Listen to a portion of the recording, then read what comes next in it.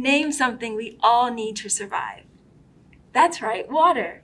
We Are Water Protectors is a beautifully bold book written by Carole Lindstrom and illustrated by Michaela Goade. This book is narrated by a young girl who does her best to protect Mother Earth from strong powers that try to destroy and contaminate the water. It talks about a real event called Standing Rock that happened in April 2016 with the native Sioux tribe. In the book, you see the beauty of coming together, both native and non-native, and standing up for Mother Earth. We all have a responsibility to protect our planet for ourselves and for future generations. I hope you check it out. As always, joyful reading. Have you ever wished for anything? Well, this book is called Wishes by Muan, Tivang, and it tells the story of a family who is wishing for hope and new beginnings as their lives change forever. On the cover of the book, you can see a boat filled with refugees from many different places and times. And refugee means they are people whose homes aren't safe anymore and they have to move somewhere else that's safer. Sometimes they have to travel very far. And that's what the main character is experiencing in this book. You can see her in the middle of the boat. As she moves, she is wishing for many things. And if you have ever moved, you might know some of the things she's wishing for already. If you've never moved, this book can help you understand what some of the people who are new to our communities are feeling. You can help them by saying hello or even becoming new friends. And then together, we can all wish for a better and safer world for everyone. Fly, Firefly by Shana Keller. This story starts with a single firefly blowing in the wind. Soon the firefly is swept out over the sea. Looking down, the insect sees flashing lights in the water and mistakes it for other fireflies. It was in fact bioluminescence of a different kind from deep-sea fish.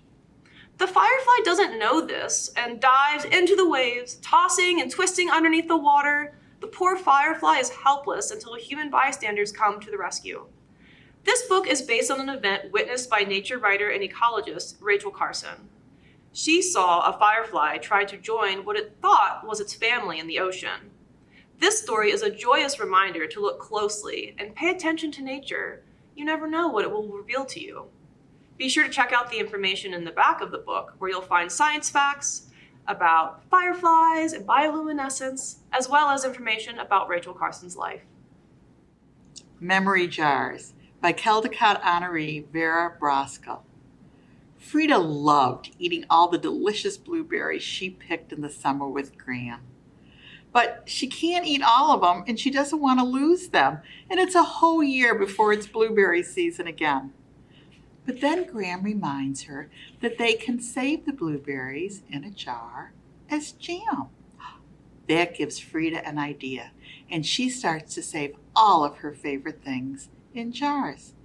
A freshly baked chocolate chip cookie, a cloud that's shaped like a unicorn, the stars in the night sky, and even her best friend Jack, who's going to be moving away.